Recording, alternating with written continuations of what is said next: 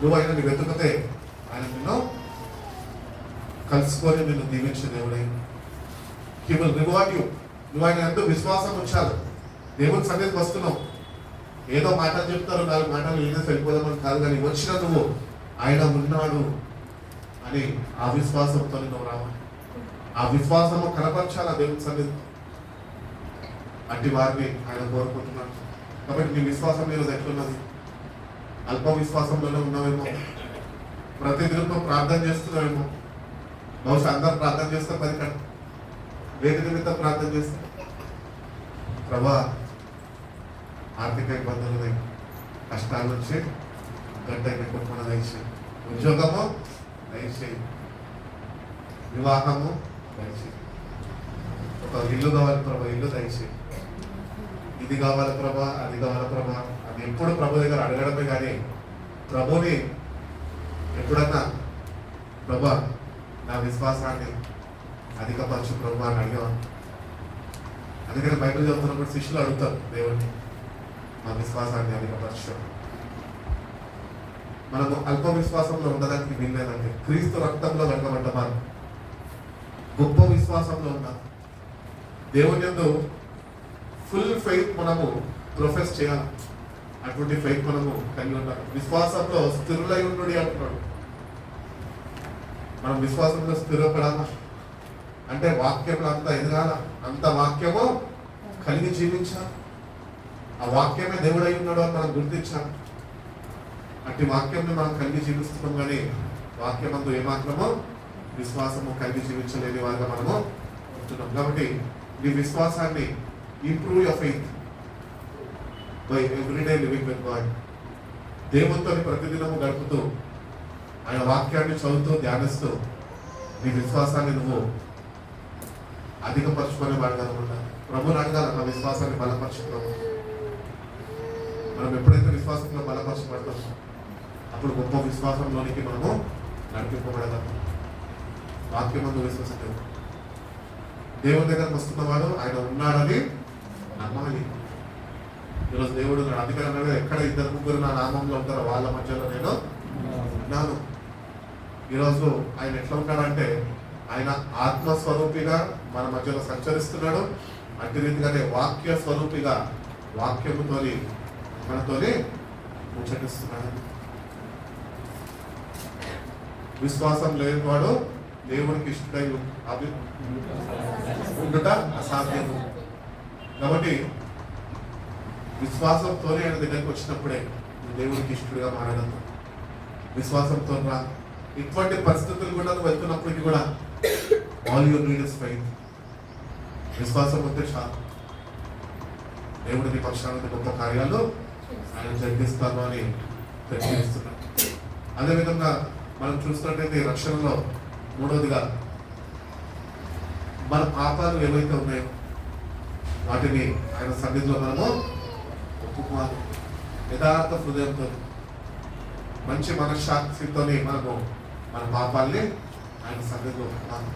చాలాసార్లు మనం ఏం చేస్తామంటే విశ్వాసంలో ఎదగడానికి నానా విధాలైన ప్రయత్నాలు చేస్తుంటాము, కానీ మన పాపాలు ఏం చేస్తుంటామంటే కప్పి పెట్టుకుంటుంటాం.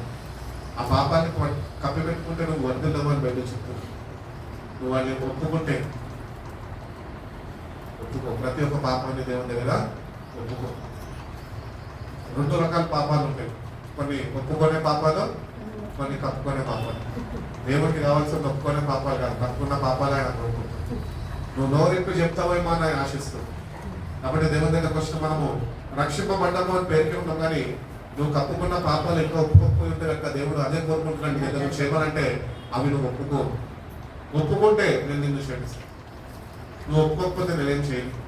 నేను ఇంకా మాట్లాడుతున్నాను, ఏమని మాట్లాడతాడంటే నువ్వు ఒప్పుకో అని చెప్తున్నాను. కాబట్టి దేవుని దగ్గరకు వస్తున్న మనము మన గత పాపాలు ఏవైతే ఉన్నాయో చేసింది వాటిని మర్చిపోతాం, కానీ ప్రభు ఏది మర్చిపోదు. అందుకనే ఆయన సన్నిధిలో నువ్వు కూర్చొని పాపిని అని కన్నీళ్ళు ఇచ్చినప్పుడు నువ్వు ఏ పాపాలు వాటిని తిరిగి జ్ఞాపకం చేస్తున్నాయి, వాటికి ఒప్పుదల పరిశుధాత్మ దేవుని ద్వారా నీకు అనుగ్రహిస్తాడు. నువ్వు వాళ్ళ బట్టి ఒప్పుకోవడానికి ఇష్టపడితే అవి నువ్వు ఒప్పుకుంటే ఆయన దీన్ని బట్టి ఆ పాపాలన్నిటి నుంచి క్షమిస్తుంది. కాబట్టి ఆ పాపాలు కూడా మనం ఒప్పుకునే వారిగా మనము ఉండాలి అని దేవుడు కోరుకుంటున్నాడు. లూకాసు వార్త 13:3 చూడండి. అపోస్తుల కార్యాలు 17:30. లూకాసు వార్త 13:3.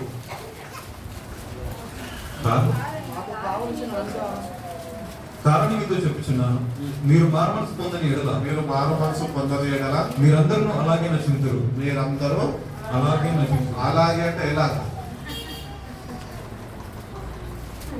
చెప్పాలి?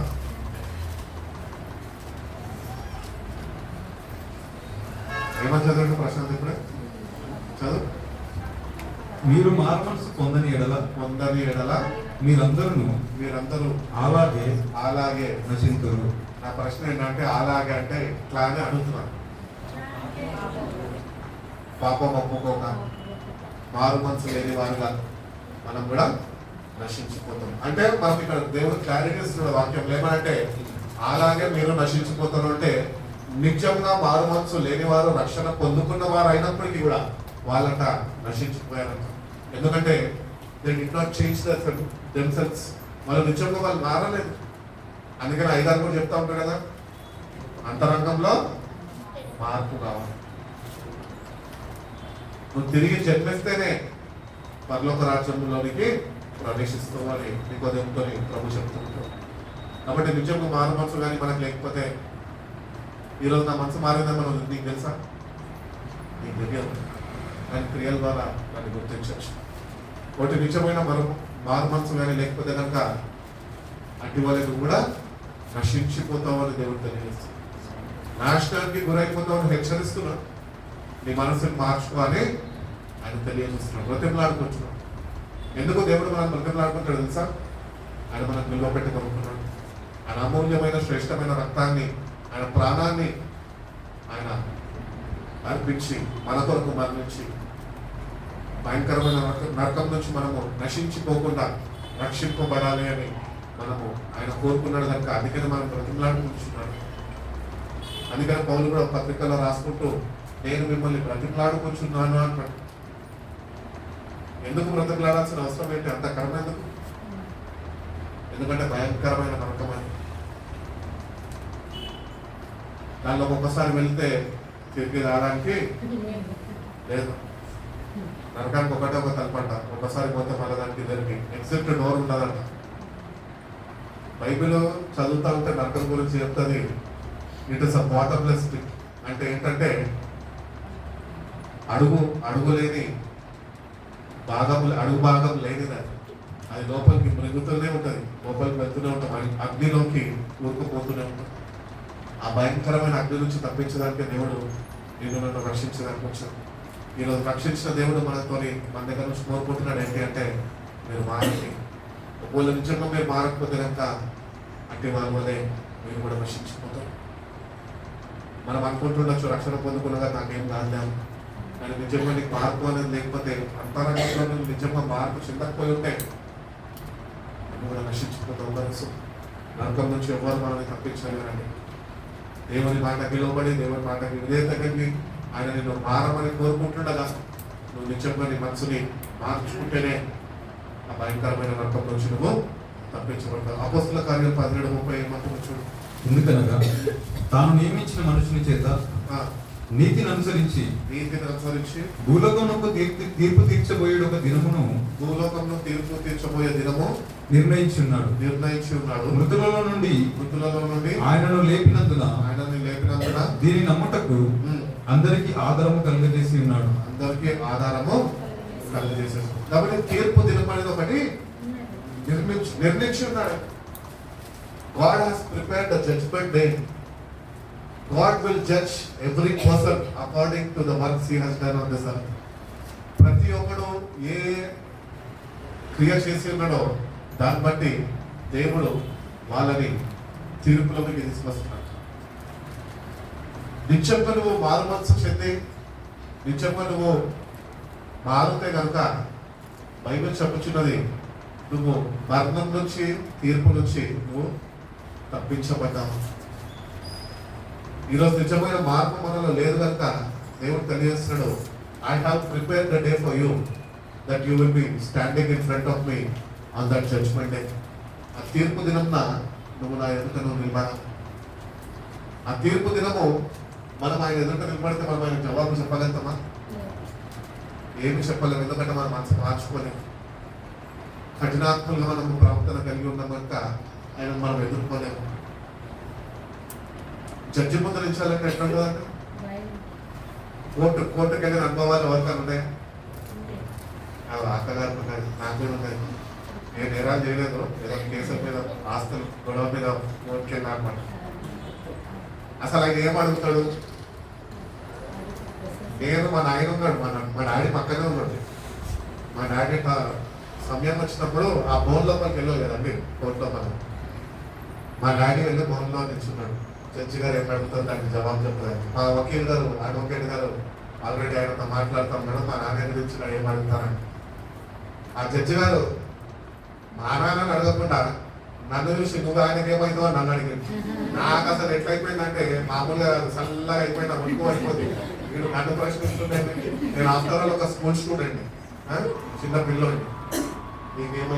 నువ్వేమవుతావు అయినా కొంచెం నేను ఆయన అడగడం చూసి జడ్జి గారు వణికిపోతూ భయంతో ఏం చెప్పలేకపోయినా. కోర్టులో అందరూ చూసి చిన్నపిల్లడిగా నవ్వాను. అట్లనే మన బ్రతుకు ఉంటుంది. అక్కడ ఏమి చేయలేమండి ఆయన దగ్గర. ఆయన ముందు నిల్చోలేము. ఇదేదో చెప్తే నమ్మొచ్చినట్టుంది కానీ ఇది ఒక ఎగ్జాంపుల్ మాత్రమే. నిశ్చయంగా ఊహించుకో. నువ్వు ఆయన ముందు నిల్చుంటే నోరు ముడి పనేవు.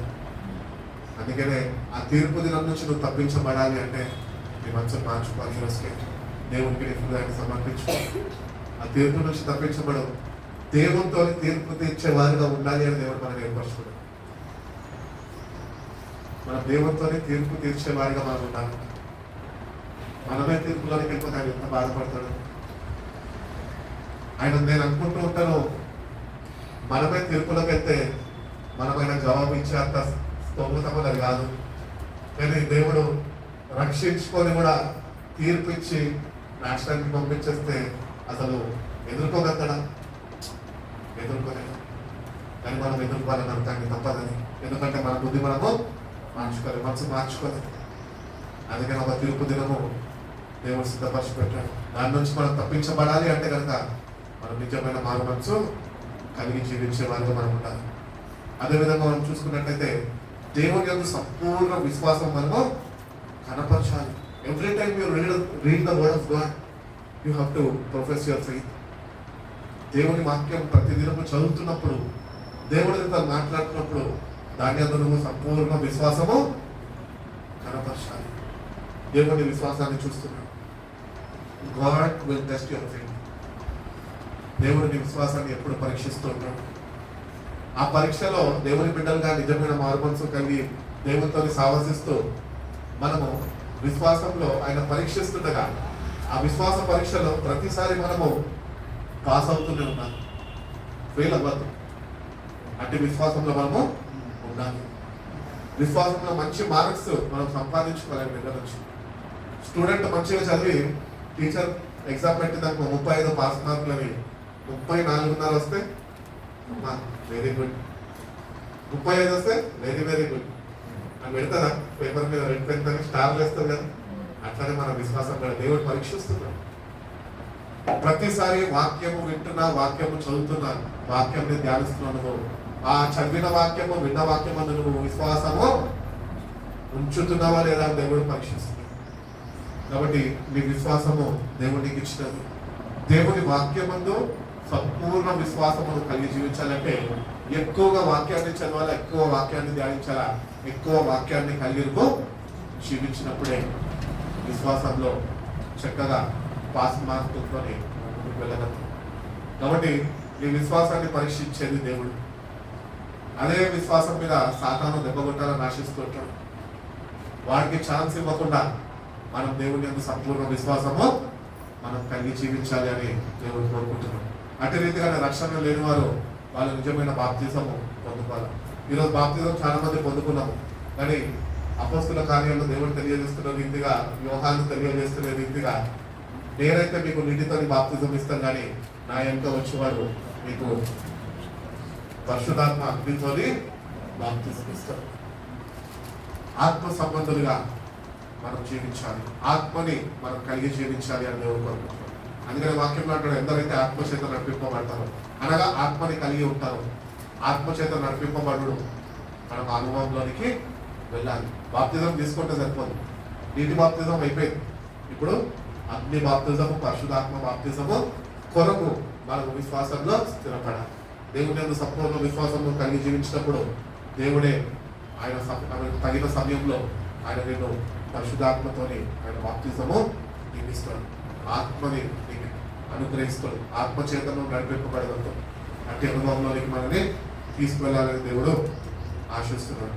ఆఖరిగా మనం చూసుకున్నట్లయితే మరణం వరకు మనం దేవునికి నమ్మకంగా ఉండాలి అని ఆయన కోరుకుంటున్నాం. రక్షణ పొందుకున్నాం, బాప్తిజం తీసుకున్నాం, విశ్వాసంలో స్థిరపరచబడుతున్నాం, విశ్వాసంలో పరీక్షలు వస్తున్నాయి, వాటిని ఎదుర్కొంటున్నావు. ఇప్పుడు ఈ ప్రాసెస్ లో ఉంటున్నావు నువ్వు. దేవుడు నీ దగ్గర నుంచి నా దగ్గర నుంచి ఏం కోరుకుంటున్నాడంటే, నా యందు నువ్వు మరణించేంత వరకు నమ్మకంగా ఉండాలి అంటాడు. ప్రకటన గ్రంథంలో అంటున్నాడు 2:10 ఏమంటాడు, ఇదిగో మీరు శోధింపబడినట్లు అపవాది మీలో కొందరిని చెరలో వేయింపబోచున్నాడు 10 దినములు శ్రమ కలుగును మరణం వరకు నమ్మకంగా ఉండుము నేను నీకు జీవ కిరీటం ఇచ్చేదను. కాబట్టి అపవాది అంట శోధిస్తాడంట. శోధన కాలంలో మనం ఉంటున్నాం, రాకడ సమయంలో ఉంటున్నాం, ప్రభు రాబోయే దినము వరకు ఎదురు చూసే ఆఖరి దినాల్లో, ఆఖరి గడియల్లో మనం ఉంటున్నాము. కాబట్టి ఈ శోధింపబడిన ఈ కాలంలో అపవాది మనల్ని శోధిస్తూ ఉంటాడు. కానీ వాడు శోధిస్తున్నప్పుడంట దేవుడు కోరుకున్న రీతిగా మనకు నమ్మకంగా ఉండాలట. హల్లెలూయా. ఆయనకి నమ్మకంగా మనం ఉండాలంట. దేవుని బిడ్డలు నమ్మకస్తులుగా ఉండాలి. నా ఇంతట్లో నమ్మకమైన వాడు అని ఎవరు అంటాడు? మోషేని అంటాడు. మోషే నా ఇంతట్లో నమ్మదగిన వాడు. మనం కూడా దేవుడు మనని కోరుకొని రక్షణ మనకు ఇచ్చి విశ్వాసంలో బలపడి ముందుకు వెళ్ళట్రా బాబు అంటే మనం నమ్మకత్వాన్ని కోల్పోతున్నాం. ఆ నమ్మకము మనం కాపాడుకోలేకపోతున్నాం. అందుకనే మరణము వరకు నమ్మకంగా ఉండు. ఎన్నో శ్రమలు వస్తాయి, ఎన్నో ఎన్నులు వస్తాయి, ఎన్నో ఇబ్బందులు వస్తాయి. ఎంతమంది నీ మీద అబద్ధ సాక్ష్యాలు చెప్పి నేను చెరసాలలో వేపిస్తారేమో. ఆయన వాక్యం చెప్తున్నది 10 దినాలే నీకు శ్రమ, కొన్ని దినాలు కష్టం నీకు అంతే. కానీ నువ్వు కానీ నమ్మకాన్ని నేను కనపరిస్తే నిత్య జీవకిరీటము అని పొందుకోగలదు. కాబట్టి if you want the crown of life you have to be obedient child of God till your death. నువ్వు మరణించేంత వరకు నమ్మకత్వాన్ని దేవుడి ఎందుకు కనపరిచే వారిని అనుకుంటా. కాబట్టి లోకంలో చిన్న చిన్న శ్రమలు వస్తున్నప్పుడు కృంగిపోవడం రాదు, వాటిని జయించే శక్తిని మనం పొందుకోవాలి. దేవుని సన్నిధిలో మోకరించి ప్రార్థన చేసుకొని దేవుడు అనుగ్రహించిన శక్తిని మనం పొందుకోవాలి. ఆ శక్తితో మనము జయించే వారిగా మనం ఉండాలి. కాబట్టి రక్షణ పొందుకున్న వారికి ఒకటే మాట చెప్తున్నాను, మరణం వరకు నమ్మకత్వాన్ని కాపాడుకోండి. అన్యాయస్తులు కాదు ప్రభు, ఆయన నీకు నిత్య జీవాన్ని ఇస్తాడు అంటే అది నీకు ఇస్తాడు. అది దేని మీద ఆధారపడి ఉంది తెలుసా? నీ నమ్మకత్వం మీద ఆధారపడింది. నువ్వు ఎంత నమ్మకత్వము కనపరుస్తావో దాన్ని బట్టే నీకు జీవకిరీటం ఇవ్వబడుతుంది. మోషేకి మంచి సాక్ష్యం ఇచ్చాడు, నా ఇంతట్లో నమ్మదగిన వారు, నమ్మకమైన వారు. అట్టి నమ్మకత్వాన్ని నువ్వు కూడా కలిగి జీవిస్తేనే రేపు ప్రభు ఆ జీవకిరీటాన్ని ఇస్తాడు. ఒకవేళ నువ్వు నమ్మకత్వాన్ని కనపరచకపోతే కనుక ప్రభు అంటాడు, నా యందు నువ్వు ఎందుకు నమ్మకంగా లేవు కనుకనే జీవకిరీటం నీకు అనుగ్రహింపబడదు, నేను నీకు ఇవ్వలేను అని చెప్పేస్తాడు. కాబట్టి టిల్ యువర్ డెత్ దేవునికి నమ్మకత్వంగా ఉండు. ఇంకా రక్షణ పొందుకోలేని వారికి దేవుడు మాట్లాడుతున్న మాటలు ఏంటంటే, రక్షణ పొందుకోండి. నీటి బాప్తిజం లేకుండా పరలోక రాజ్యం లేదు. ఎంతమంది యవనస్తులు వస్తున్నారు, ప్రార్థనలు చేయించుకుంటున్నారు, దేవుడిని తెలుసుకుంటారు, వాక్యం చదువుతున్నారు, ప్రార్థనలు చేస్తున్నారు, ఉపవాసాలు ఉంటున్నారు, ఇది లాభం లేదు.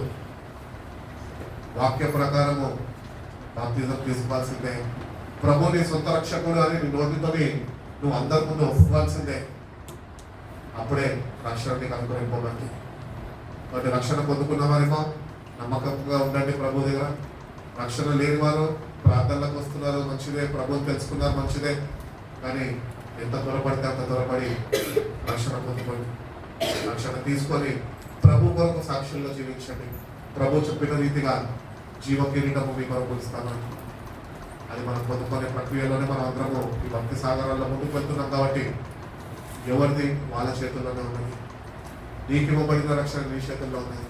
నాకు అనుగ్రహింపబడిన నా చేతుల్లో ఉన్నది.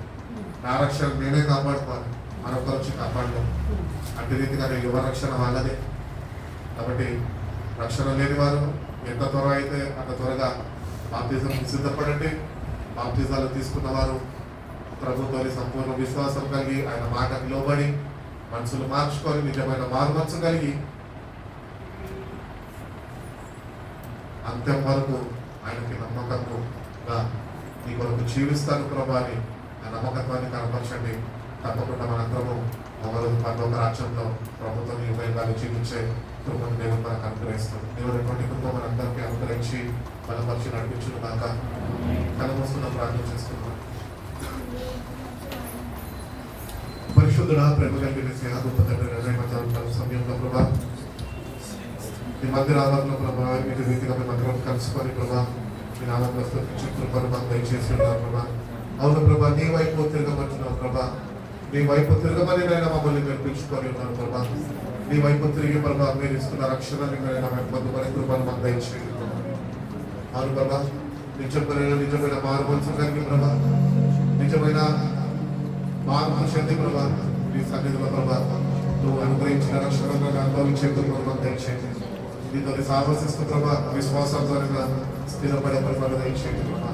నీ వాక్యాన్ని విని ప్రభా, నీ వాక్యమును విశ్వసించి ప్రభా నిజమైన మారు మనసు కలిగి ప్రభా నీ కుమారుడు యొక్క సంపూర్ణ విశ్వాసము కలిగి ప్రభా నేను నమ్మకముగా ప్రభా నీ కొరకు నేను జీవించిన కృపను ప్రతి ఒక్కరికి మీరు దయచేయండి.